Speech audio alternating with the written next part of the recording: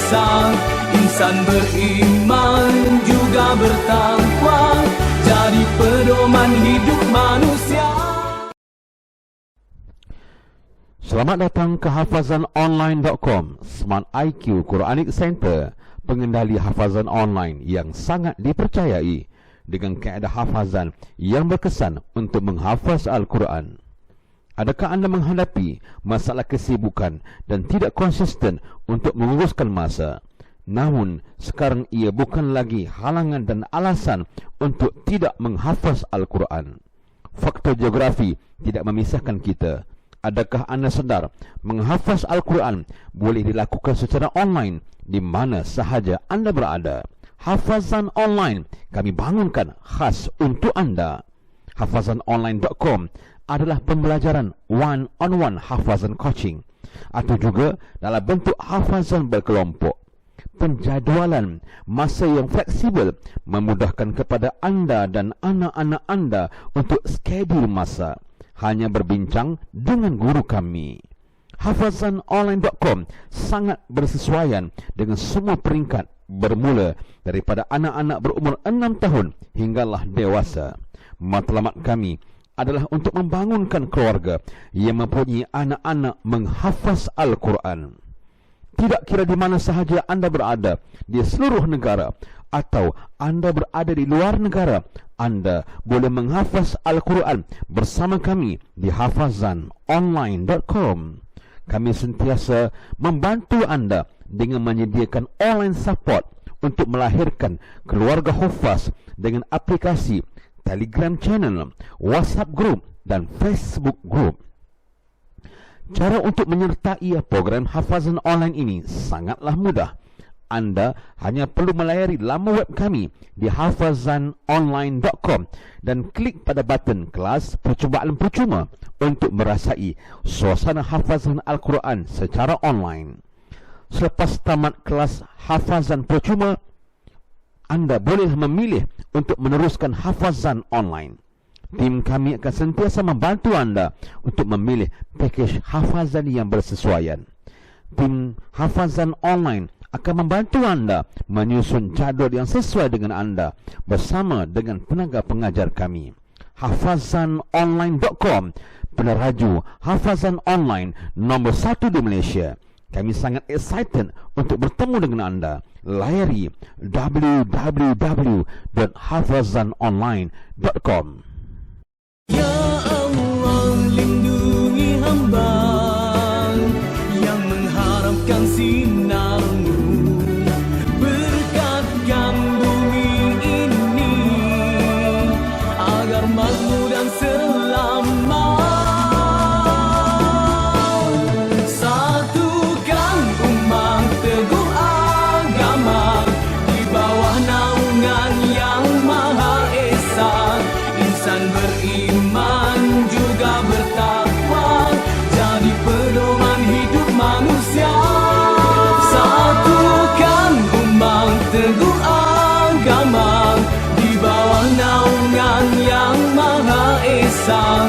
Insan beriman juga bertakwa, jadi pedoman hidup manusia. Ya Allah, lindungi hamba yang mengharapkan sinar-Mu, berkatkan bumi ini agar makmur dan selamat. Satukan umat teguh agama di bawah naungan yang Maha Esa. Assalamualaikum warahmatullahi wabarakatuh. Bismillahirrahmanirrahim. Alhamdulillahi rabbil alamin, wassalatu wassalamu ala asyrafil anbiya'i wal mursalin wa ala alihi wa sahbihi ajma'in. Rabbi shrah li sadri wa yassir li amri wahlul 'uqdatam min lisani yafqahu qawli. Labbaik Allahumma labbaik, labbaik la syarika laka labbaik, innal hamda wan ni'mata laka wal mulk la syarika lak. Alhamdulillah, kita bertemu lagi dalam slot pengkisahan haji. Pada hari ini kita akan mengembalikan kenangan tuan-tuan dan puan-puan semasa mengerjakan haji, ataupun termasuk juga tuan-tuan yang berhasrat menunaikan fardu haji, tentang memberi gambaran ataupun kenangan mengenai aktiviti jemaah haji ketika berada di masyair. Jadi kita faham bahawa bila sebut masyair ini, dia termasuklah ketika di Arafah, ada di Muzdalifah dan juga di Mina, dan kemudian jemaah haji akan kembali. So berdasarkan aktiviti ini, jadual semasa di masyair yang akan dihadapi oleh jemaah haji yang melaksanakan ibadah haji pada tahun berkenaan ialah seperti mana kita tahu, bermula dengan 8 Zulhijjah, jemaah haji akan bertolak ke Arafah daripada rumah penginapan di Mekah. Kemudian jadual jemaah haji seterusnya pada 9 Zulhijjah itu, ketika ada di Padang Arafah, jemaah haji akan berwukuf. Berwukuf akan bermula pada tergelincir matahari, iaitu selepas zuhur di Padang Arafah.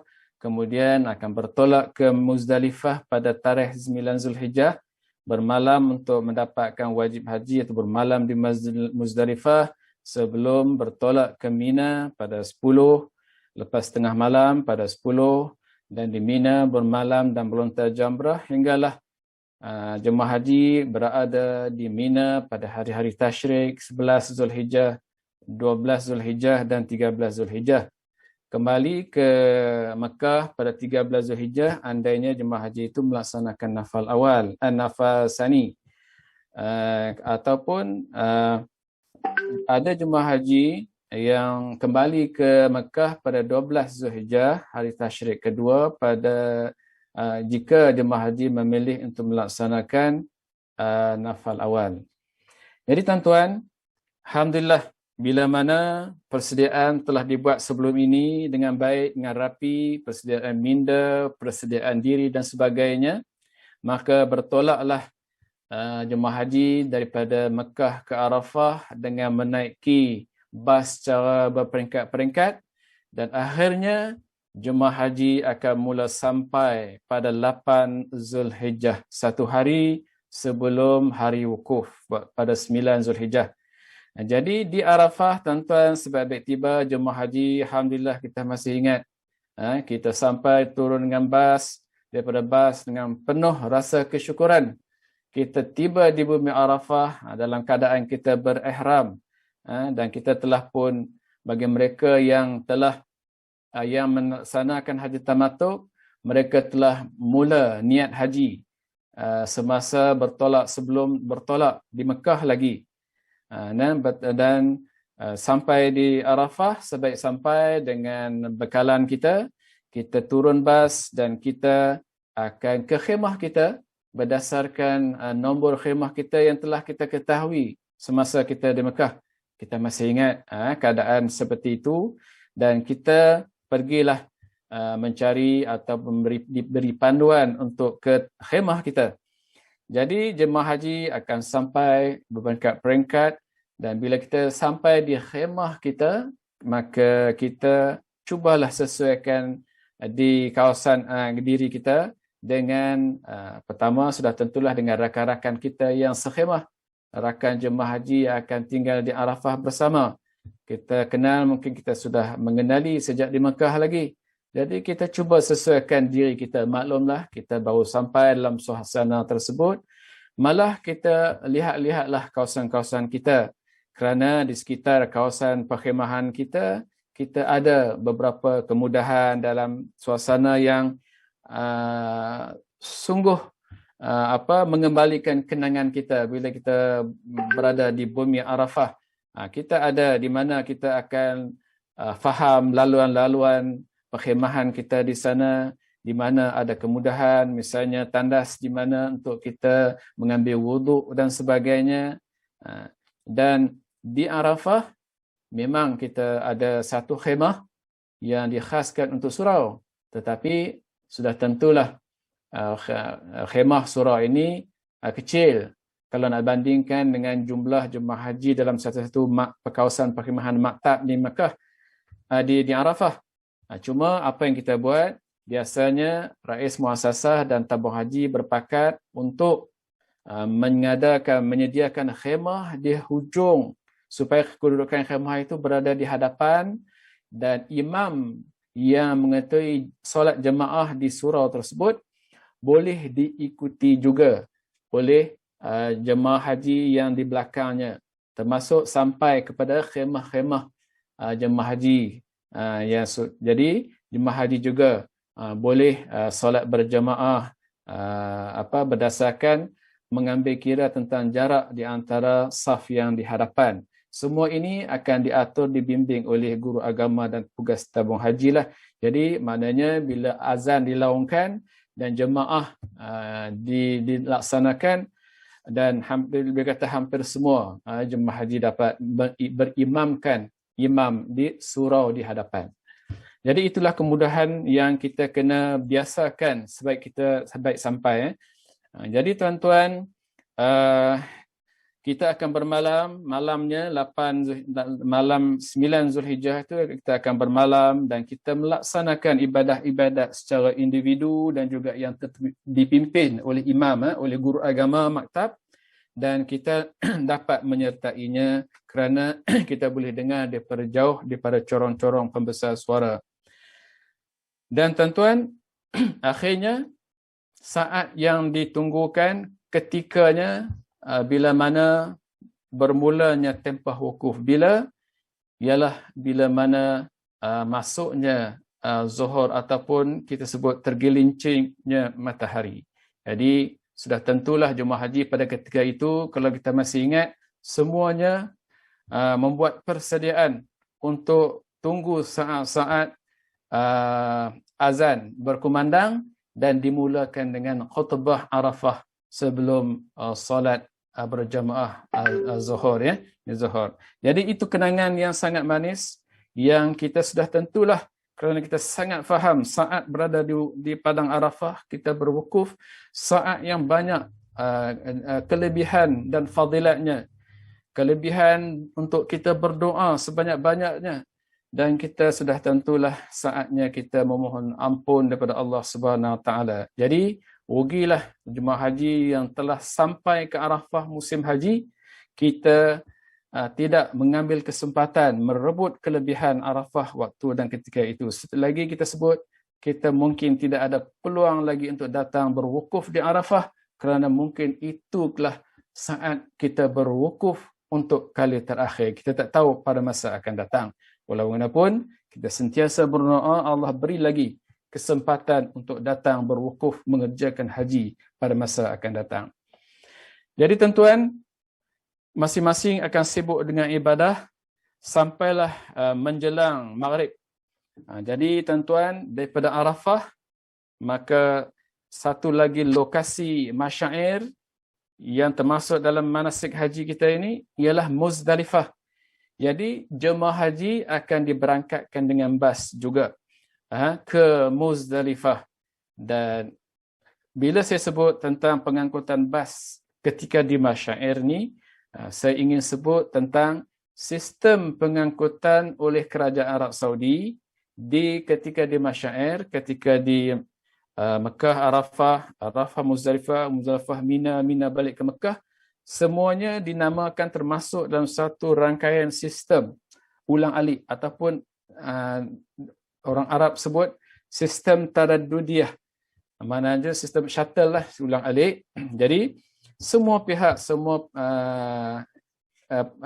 yang mengendalikan jemaah haji ini perlu patuh kepada peraturan pengangkutan dalam sistem taraddudiyah ini.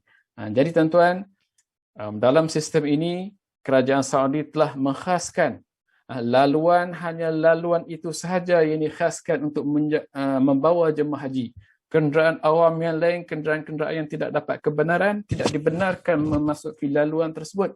Dan inilah juga menjadi faktor kejayaan Arab Saudi untuk menguruskan lalu lintas semasa musim haji. Kalau kita banding kalau zaman-zaman sebelumnya, di mana tidak ada sistem taraddudiyah, yang kita menyaksikan kelewatan ketibaan jemaah haji sampai di Mina dan sebagainya.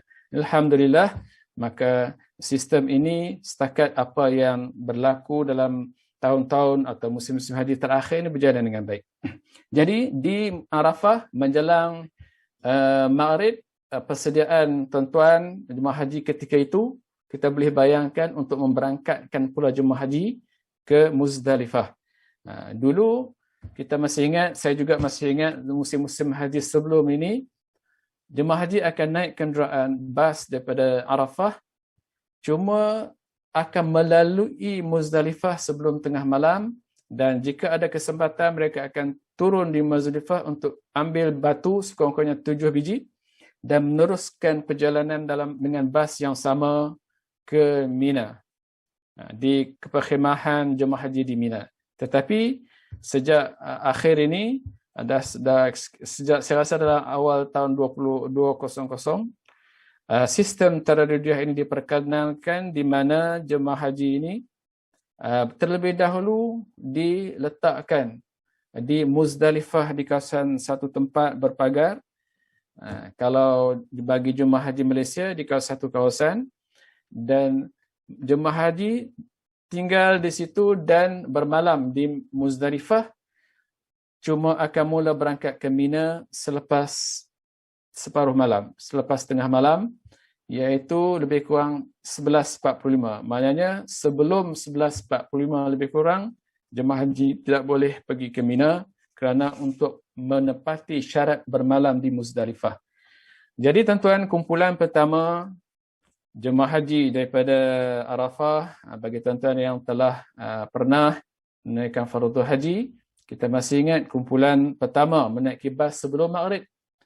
Jadi menaiki bas, kumpulan pertama terlebih dahulu bertolak ke Muzdalifah, dan kumpulan ini melaksanakan solat jamak takhir, menghimpunkan Maghrib dan Isya' di Muzdalifah. Sementara jemaah haji yang lain yang masih di Arafah, mereka akan melaksanakan solat berjamaah Maghrib dan Isya' di Padang Arafah. Selepas itu barulah mereka juga akan menyertai urusan keberangkatan jemaah haji dengan bas ke Muzdalifah. Akhirnya menjelang lebih kurang pukul 9 atau pukul 10 malam, semua jemaah haji sudah berada di Muzdalifah, iaitu pada 9 Zulhijjah malamnya.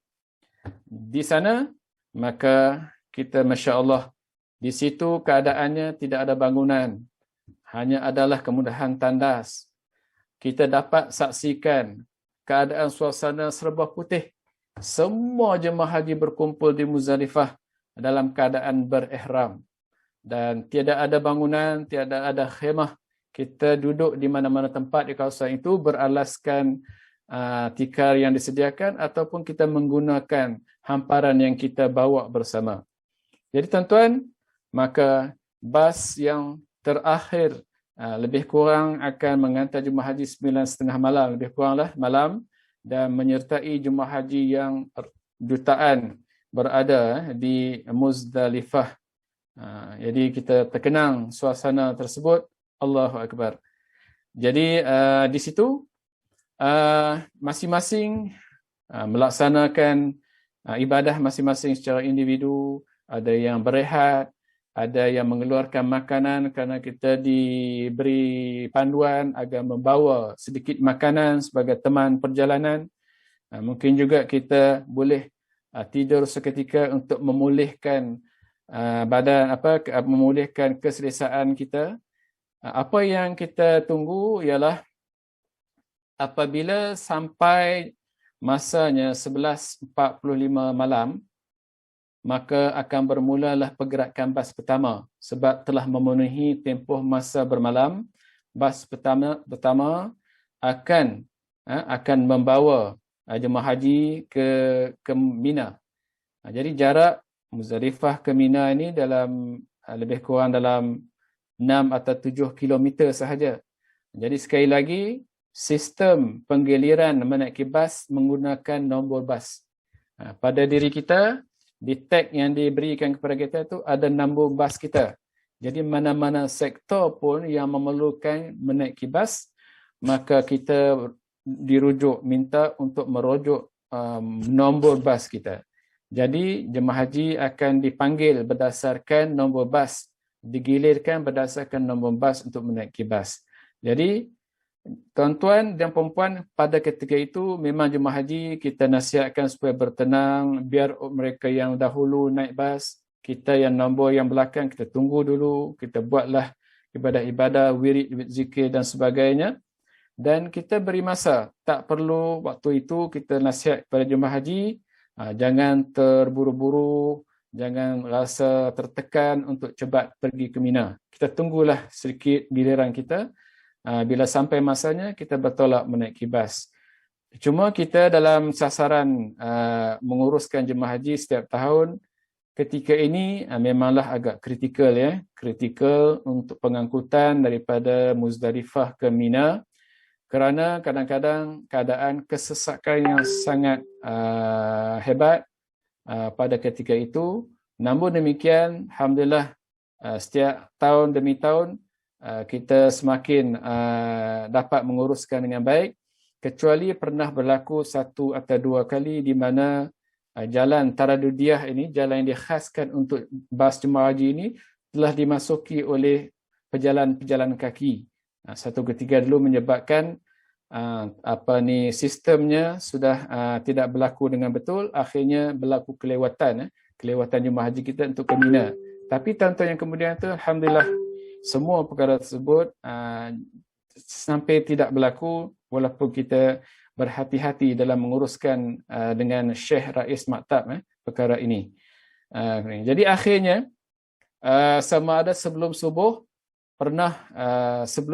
semua jemaah haji telah sampai di Mina. Pernah juga ketikanya tahun-tahun musim haji yang selepas subuh sebahagian kecil sahaja jemaah haji yang masih di Muzdalifah pada 10 pagi 10 Zulhijjah tersebut. Akhirnya bila dipastikan semua jemaah haji telah pun tak ada lagi di Muzdalifah kerana telah diberangkatkan ke Mina, barulah kita tahu kita tamatkan operasi kita di Muzdalifah, dan jemaah haji kini sekarang berada di Mina dengan 2 tujuan, iaitu untuk kita melaksanakan wajib haji kita bermalam di Mina dan juga melontar jamrah. Jadi sebaik sahaja sampai di Mina, sekali lagi jemaah haji kita masih ingat telah diberikan nombor khemah, maka kita pergilah khemah kita dan kita sesuaikan diri kita dengan keadaan khemah. Sudah tentulah khemahnya agak berbeza dengan di Arafah.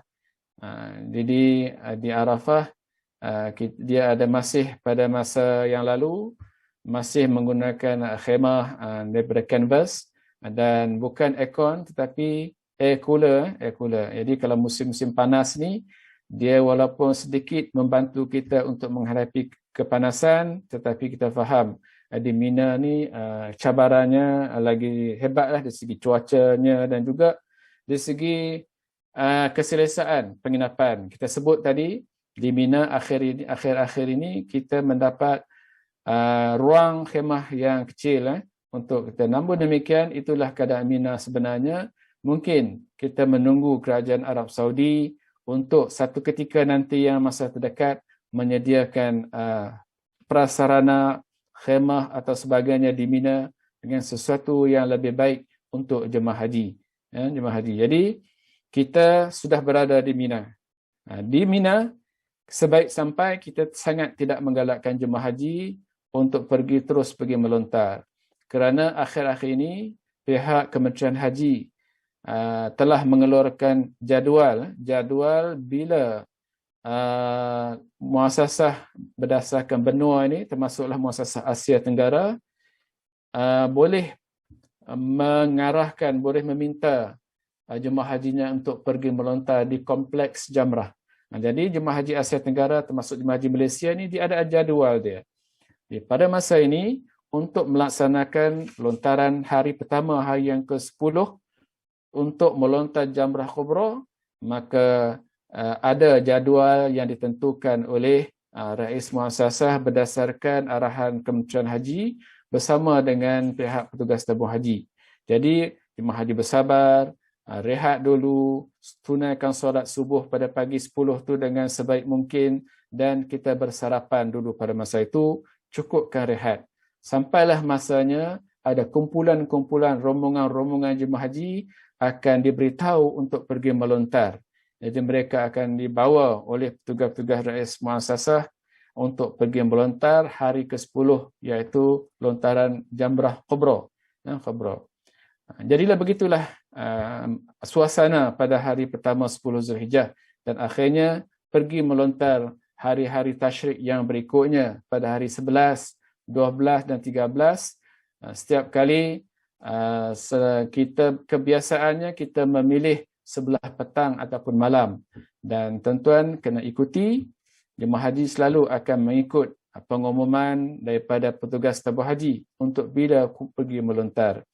Cuma bila jemaah haji telah melontar Jamrah Kubra pada 10 Zulhijjah, maka jemaah haji telah pun selesai, telah pun melakukan tahlul. Tahlul awal bagi mereka yang melaksanakan haji tamattu', tahlul awal. Dan mereka boleh menukar ihram kepada pakaian biasa, kerana tiada lagi pantang larang yang lain kecuali yang 3 yang besar, yang lain.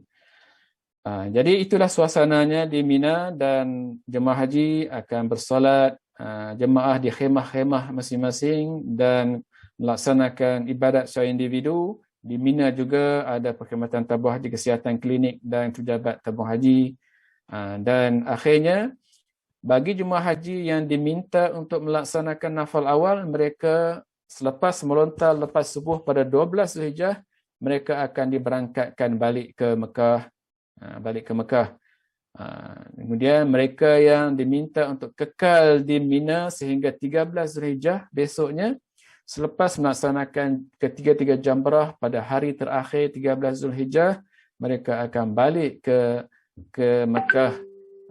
Jadi akhirnya pada 13 Zulhijjah merupakan saat jemaah haji terakhir, kumpulan jemaah haji terakhir akan berangkat balik ke Mekah menggunakan sistem penggiliran bas seperti yang dilaksanakan sebelum ini. Jadi saat kita meninggalkan di Mina, sudah tentulah akan meninggal detik-detik manis, pahit dan manisnya kita dipilih oleh Allah untuk berada di Mina pada tahun tersebut. Dan walaupun kita menerima pelbagai cabaran dari segi cuacanya, dari segi keselesaan penginapannya, juga dari segi kemudahan tandasnya, tetapi kalau kita dapat lalui semua itu adalah anugerah Allah kepada kita. Allah beri kita ketabahan, dan mudah-mudahan apa yang kita lalui itu adalah merupakan menjadi sebab untuk Allah hapuskan dosa kita. Jadi tuan-tuan, akhirnya semua jemaah haji akan kembali ke penginapan masing-masing di Mekah. Di Mekah, alhamdulillah, tentulah pengalaman kita yang kita lalui, kita merasa sangat bersyukur kerana kita telah melalui masyair dengan pelaksanaan ibadah-ibadah kita. Cuma bila kita sampai ke Mekah, bagi mereka yang melaksanakan tamattu', mereka mencari masa yang sesuai untuk pergi ke Masjidil Haram untuk tawaf dan sa'i ifadah. Tawaf dan sa'i haji bagi mereka yang melaksanakan tamattu'. Bagi mereka yang melaksanakan ifrad, jika mereka telah melaksanakan sa'i haji sebelum ini, mereka hanya pergi melaksanakan tawaf haji. Jadi bagi mereka yang tamattu', alhamdulillah, telah pun dengan izin Allah telah melengkapkan pelaksanaan haji mereka. Cuma ada yang perlu balik awal dan buat persiapan untuk meninggalkan Mekah, sama ada balik ke Malaysia atau pergi ke Madinah. Yang lain-lain yang masih ada masa, maka sudah tentulah mereka melaksanakan ibadat-ibadat lain yang biasa seperti mana sebelum ini di Mekah. Bagi mereka yang memilih haji ifrad, mereka selepas tawaf, mereka perlu tawaf haji, mereka perlu melaksanakan umrah sekurang-kurangnya sekali lah untuk melengkapkan ibadah haji mereka. Jadi tuan-tuan, itulah suasana masyair. Suasana masyair ketika dalam tempoh daripada 8 Zulhijjah, 9, 10, 11, 12 dan 13. Jadi tuan-tuan, mudah-mudahan tuan-tuan yang pernah pergi ini dapat mengembalikan kenangan manis ketika saat ini, dan bagi mereka yang belum pergi, inilah diharap tuan-tuan bersemangat, tetap rasa cinta ingin satu masa diberi kesempatan sentiasa teruja untuk ke Tanah Suci. Jadi itu sajalah pengkisahan saya pada hari ini berkaitan dengan suasana aktiviti jemaah haji ketika di masyair. Mudah-mudahan memberi manfaat, dan saya mengambil kesempatan ini untuk minta ampun dan maaf jika ada kekurangan. Sekian. Assalamualaikum warahmatullahi wabarakatuh. Ya Allah, lindungi hamba yang mengharapkan sinar-Mu, berkatkan bumi ini agar makmur dan selamat. Satukan umat teguh agama di bawah naungan Yang Maha Esa. Insan beriman juga bertakwa, jadi pedoman hidup manusia. Satukan umat teguh agama di bawah naungan Yang Maha Esa. Insan beriman juga bertakwa, jadi pedoman hidup manusia.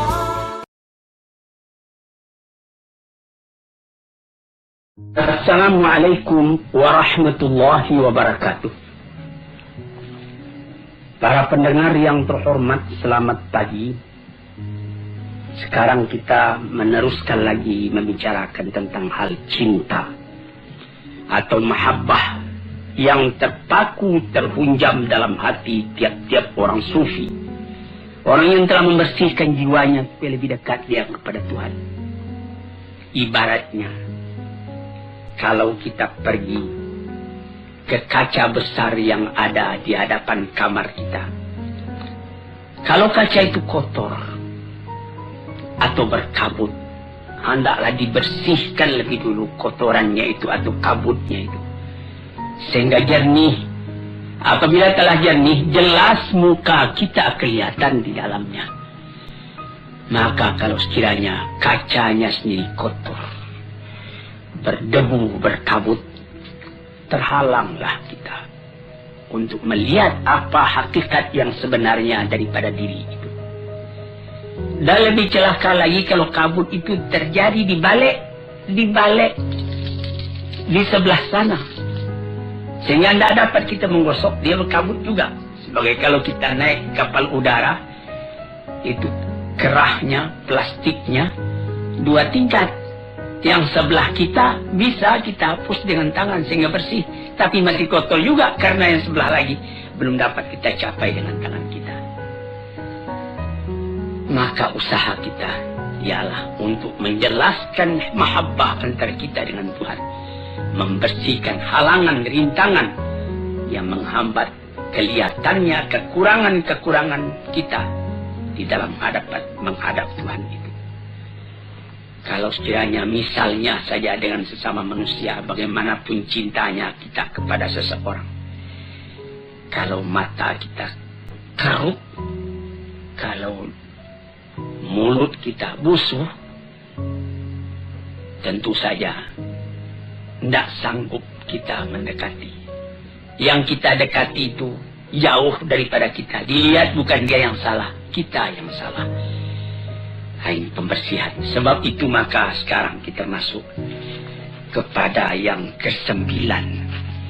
Dulu baru 8. Yaitu memandang banyak walaupun sedikit kita punya kesalahan. Dan memandang sedikit walaupun banyak ketaatan kita. Ini yang ke-9, kita punya penutup dulu, lalu kita janjikan akan masuk kepada yang ke-9. Yang ke-8 itulah dia. At-tasi'u yang ke-9, mu'anaqatul ta'ah wa mubayanatul mukhalafah. Mu'anaqah artinya berpeluk-pelukan. Kita memeluk kepada yang kita peluk, dia pun membalas pelukan kita. Kalau sekiranya kita dengan manusia, misalnya ada kawan kita kembali dari Mekah. Di Mekah baru saja kejadian Masjidil Haram diduduki oleh orang-orang pendurhaka. Kawan kita juga belum pulang. Setelah ditunggu lamanya 17 hari. Alhamdulillah selamat Masjidil Haram daripada serangan. Dan dapat ditaklukkan orang-orang yang memperbuat onar tadi. Kawan kita pun dapat pulang. Kita pergi sambut dia ke Halim Perdana Kusuma. Atau seperti ke Polonia di Medan. Atau ke tempat yang lain. Baru dia turun dari tangga kapal udara itu kita ketemu. Kita peluk dia peluk kita, kadang-kadang air mata turun, jatuh. Saking cintanya kita kepada dia. Kita sudah berdebar hati kalau dia mati di Mekah. Meskipun dari mati di Mekah itu juga mencapai kesucian. Dia pun menangis, kita menangis. Karena adanya cinta dalam hati. Itu mu'anaqah namanya. Berpeluk, bercium antara kita dengan kawan kita tadi. Ini kita berpeluk, bercium dalam perasaan dengan Tuhan. Mu'anaqatut ta'ah. Karena ketaatan kita kepada Tuhan. Di situ, saudara-saudara yang terhormat, payah saya menerangkannya karena saya pun baru mencoba, baru melatih diri, belum sampai kepada taraf yang tertinggi. Bagaimana perasaan kita kadang-kadang apabila kita sampai kepada bacaan inna salati wa nusuki wa mahyaya wa mamati lillahi rabbil alamin la syarika lahu wa bidzalika umirtu wa ana minal muslimin. Sembahyangku, ibadat, bahkan hidupku dan matiku semua aku serahkan kepada Allah. Ini kita bertelut, menundukkan kepala, melintuhkan hati, menegakkan taat setia kepada Tuhan. Apabila kita punya permintaan dikabulkan dari sebab tunduknya hati dan ikhlasnya kepada Allah, akhirnya kecintaan kita itu dibalas. Itu namanya mu'anaqatut ta'ah. Berpeluk-pelukan kita dengan yang kita sembah itu karena ketaatan. Wa mubayanatul mukhalafah, artinya lain daripada yang lain. Kalau sekiranya dalam kita sembahyang menghadap kepada Tuhan, kita diganggu oleh perasaan yang lain, oleh amwalun iqtaraftumuha tijaratun takhshawna kasada wa masakinu tardawna. Kita diganggu oleh rumah tangga, oleh kekayaan, oleh kebun, oleh gedung, oleh anak, oleh istri, oleh keluarga. Mubayanatul mukhalafah. Bukan itu yang aku tuju, ya Tuhanku. Engkau yang aku tuju. Yang lain-lain itu alam semua. Hari ini dengan aku, besok meninggalkan aku, atau aku meninggalkan dia. Maka bertambah teguhlah kecintaan tadi. Sebab itu maka dikatakan oleh ulama-ulama yang telah mendalam dzauqnya, ibadat yang dikerjakan dengan taat setia itu menambah cinta kita kepada Allah Subhanahu wa Ta'ala. Itu kita bisa uji sendiri. Misalnya datang waktu, kita sudah dengar azan di masjid, Allahu Akbar, kita siap, kita pergi ambil wudu, kita sembahyang di awal waktunya, kita kerjakan dengan tertib. Wah, bukan main. Itu mu'anaqatut ta'ah namanya. Tapi kalau kita sudah mulai melalaikan, pukul 12 tengah hari masuk waktu zuhur, Pukul 2:30 baru kita kerjakan zuhur tadi. Nampak bahwa kita cinta kepada Tuhan itu kendor. Nah, di sini tuan-tuan yang terhormat. Yang ke-9.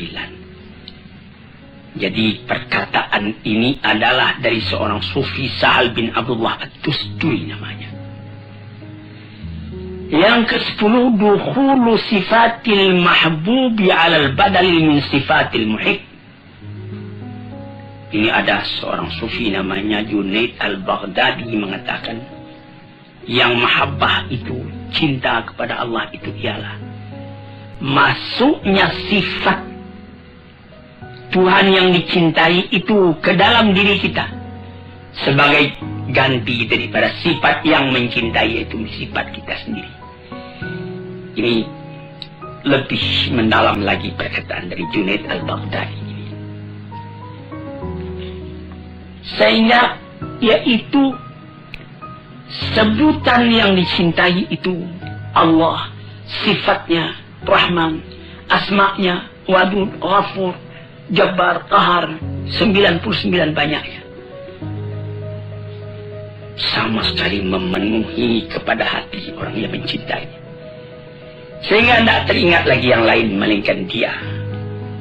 Kita mengenal kepada orangnya karena tahu akan sifatnya. Bertambah kita melihat akan sifat Allah di dalam alam. Bertambah kita tidak ingat lagi kepada alam, tapi kita ingat kepada Allah. Sehingga pernah dikatakan oleh Sufi ketika Abu Yazid Bustami pergi tawaf, dan ketika dia pulang ditanyai oleh muridnya, apa yang Tuan rasakan? Mula saya masuk, saya lihat Ka'bah. Kemudian lama-lama tidak Ka'bah lagi yang saya lihat, saya teringat kepada Allah. Hilang Ka'bah. Saya masuk sekali lagi, sama ingat saya kepada Allah dan kepada Ka'bah. Tapi lama-lama Allah juga yang terbantang. Saya masuk yang ketiga kali, Allah yang kelihatan, lama-lama baru kelihatan Ka'bah. Saya masuk yang keempat kali, tidak saya melihat Ka'bah lagi, Allah yang kelihatan. Ini perkataan ahli-ahli tasawuf ini kalau kita dalami, kita alami. Kita dalami dan kita alami akan terasa dalam hati.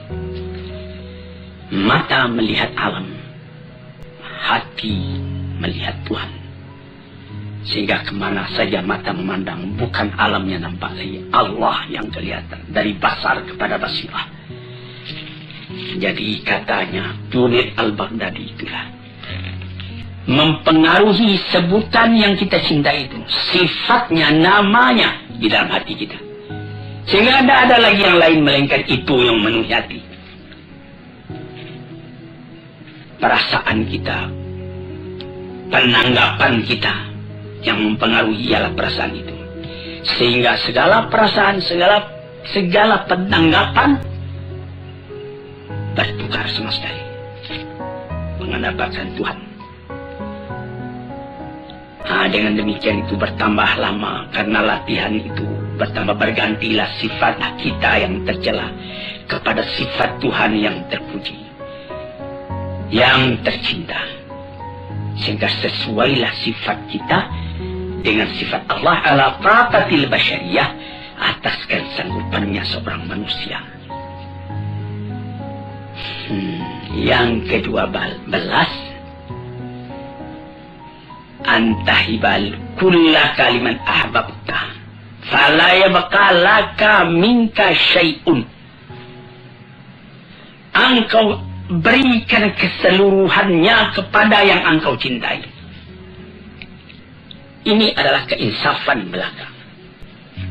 Karena kalau kita fikirkan, tidak ada yang kita punya di dalam alam ini sama sekali kepunyaan Tuhan. Walaupun songkok yang kita pakai, baju yang kita pakai, celana, sepatu, arloji dan lain-lain yang lekat di badan kita ini, tambah kita dalami, ini sama sekali cuma pinjaman. Dengan takdir dan dengan izin Allah Subhanahu Wa Taala, saya bikinlah gubuk-gubuk saya di Kebayoran Baru dari Perintah nomor 3 nomor 1. Beberapa tahun yang lalu, kira-kira 20 tahun yang lalu, ada kawan bertanya, ini rumah Buya ini, rumah Tuan ini, rumah Bapak ini. Saya bilang, bukan. Ini rumah Tuhan dipinjamkannya kepada saya selama saya masih hidup. Atau barangkali juga masih saya hidup sudah tidak saya yang punya lagi. Mengangguk kawan tadi, lalu saya tuliskan, hadza min fadli Rabbi, ini rumah adalah kurnia Tuhanku. Liyabluwani ashkuru am ashkur, untuk menguji aku syukurkah aku kepada Allah, am akfur, atau aku melupakan jasa Allah kepada aku. Jadi kufur namanya. Rumah tangga, sawah berjenjang, bandar buatan, mobil dan lain-lain sebagainya, itu pinjaman semua. Jangankan itu, nyawa kita sendiri pun pada hakikatnya bukan kita yang punya. Kenapa begitu? Yang kita punya kan kita menguasainya. Apakah Tuhan berkuasa atas nyawa Tuhan? Apabila maut datang, la yasta'khiruna sa'atan wa la yastaqdimun. Perintah Allah datang, Tuhan dipanggil ke hadratnya. Satu saat tak boleh terkemudian, satu saat tak boleh terdahulu. Bukan atas kehendak kita, tapi atas kehendak Tuhan. Nah, jadi dengan jalan seperti itu kita pun insaflah. Karena memang tidak kita yang punya. Berikan semua kepada Tuhan. Tidak ada di tangan engkau suatu juga lagi, melainkan pinjaman dari Tuhan. Inilah perkataan dari Abu Abdullah Al-Qurashi, seorang sufi lagi. Demikianlah kata beliau tujuan cinta dan hukumnya. Berikan iradat engkau, kemauan engkau, kehendak engkau, perbuatan engkau, harta engkau, waktu engkau kepada Allah, kepada yang engkau cintai.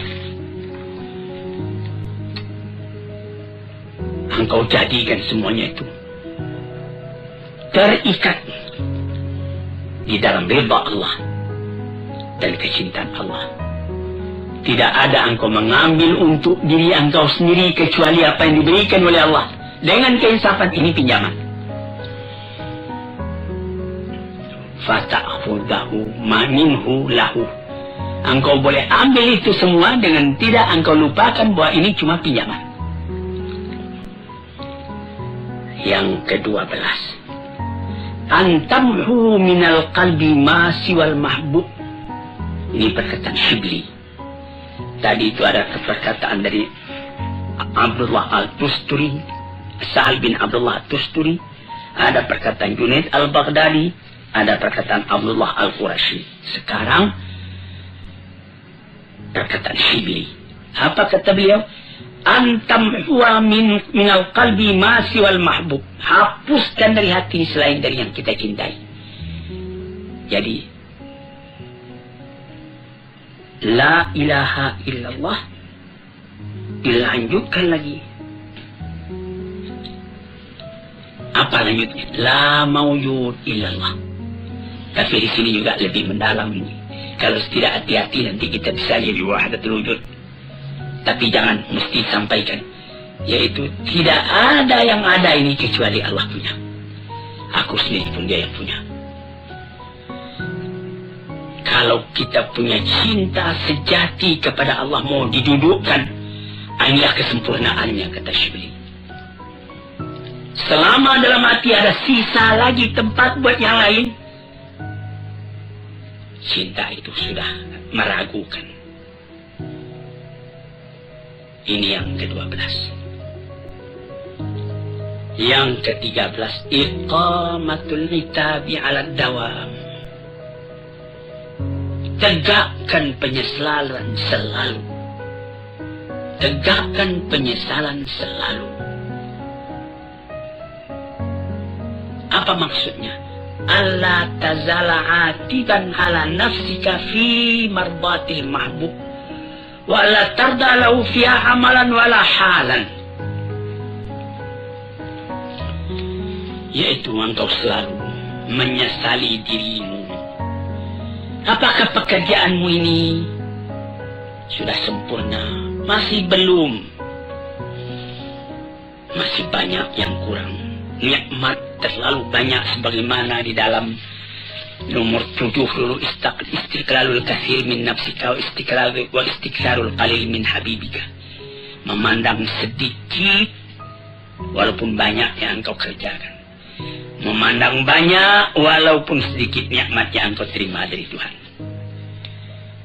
Tuan-tuan yang terhormat, kalau Tuan pelajari, Tuan renungkan pengajian tasawuf ini, barangkali banyak kesulitan dalam rumah tangga yang dapat Tuan obat sendiri.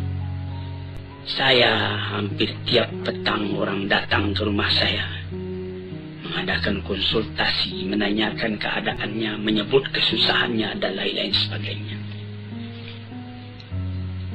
Ada yang mengatakan, saya sudah menjalankan fatwa Bapak. Saya sudah tahajud kalau malam. Kalau siangnya saya sudah sembahyang duha sampai 8 rakaat. Saya sudah mengerjakan sembahyang tobat hampir saban hari. Saya sudah mengerjakan sembahyang tasbih dan lain-lain sebagainya. Apakah itu sudah sempurna? Nah, disinilah kajian ke-13. Selalu tanyai diri. Karena menurut yang saya terima dari guru saya, ayah saya, Syekh Abdul Karim Amrullah, beliau mengatakan dalam riwayat yang beliau baca, Sayyidina Abu Bakar Siddiq itu badannya kurus, matanya cekung, perutnya kempis. Lalu ditanyai orang, inilah yang beliau anukan. Selalu menyelidiki diri, menyesali diri masih kekurangan. Belum tercapai apa yang dikehendaki oleh Tuhan yang dicintai. Pandang diri ini kecil.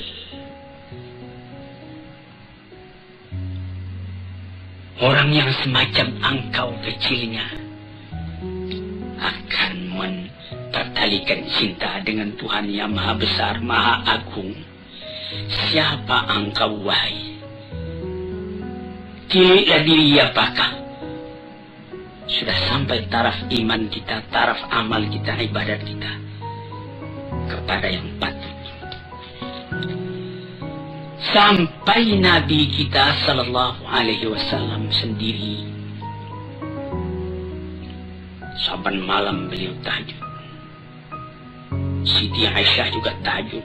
Habis tahajud beliau sudah tidur kembali istirahat. Nabi masih saja tahajud. Hatta tawarramat qadamahu, sampai pegal dia punya kaki keduanya. Siti Aisyah bertanya, mengapa sebanyak itu Tuhan sembahyang? Padahal Tuhan punya dosa kan sudah diampuni. Apa jawab beliau? Alam akun abdan syakura. Apakah tidak pantas kalau aku bersyukur kepada Tuhan, katanya. Dan pun Nabi mengatakan, orang yang beriman itu memandang dosanya sebagaimana dia duduk di bawah bukit, takut jatuh bukit itu kepada dirinya. Tidak ada dosa yang kecil, semua dosa dianggapnya besar. Yang di dalam kata mubtadin tabkitu tamyiz, atau tolakkan hati atas perbuatan sendiri yang salah. Sekian 24 jam sehari semalam disediakan buat beribadat kepada Tuhan. Tidaklah cukup kita memenuhi yang 24 jam itu dengan ibadat. Melainkan kelalaian juga yang ada.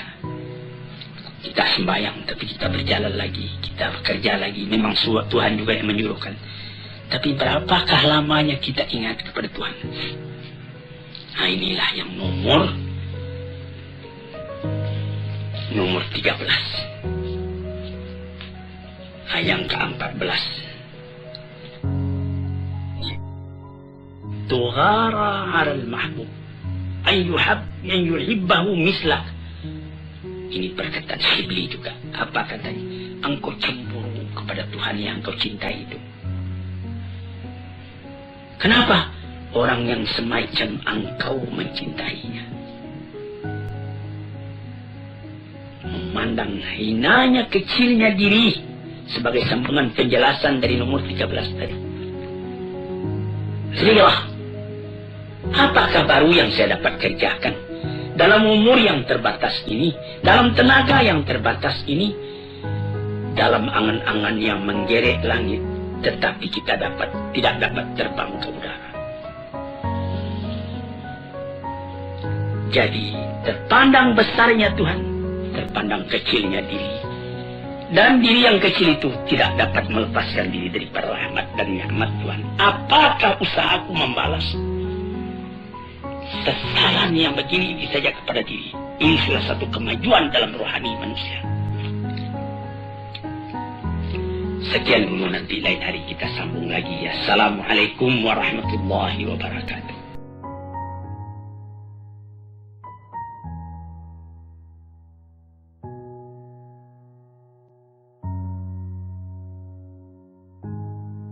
Ya Allah, lindungi hamba yang mengharapkan sinar